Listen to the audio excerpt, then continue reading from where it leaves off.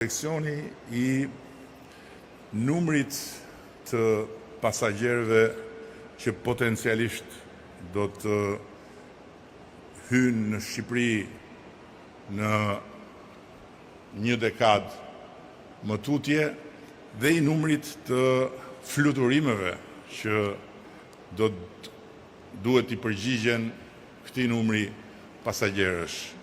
Kjo do të thotë që duhet vazhdojmë të zgjerojmë sistemin ton të aviacionit civil.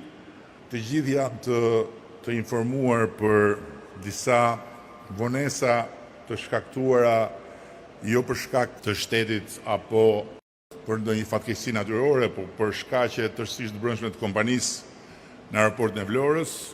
Ministria e Infrastrukturës dhe Energjisë ka ndërmarrë hapat e duhur në këtë drejtim dhe objektivi ynë mbetet I palëvizshëm që aeroporti I Vlorës, një tjetër aeroport ndërkombëtar me potencial shumë të madh, do të hapet me patjetër dhe nuk do të jetë pre e mosmarrëveshjeve brenda kompanisë.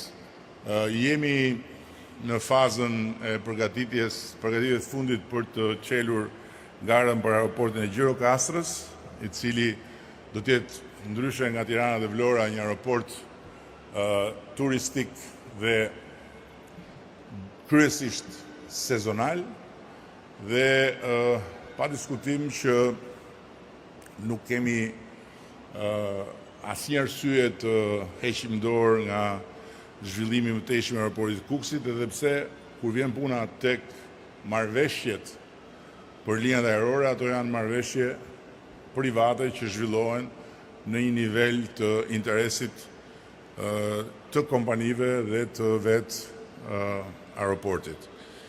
Dhe e fundit fare është që ne e kemi nisur këtë detyrë me vetëm 6.5% të popullsisë shqiptare që kishte akses në aviacion.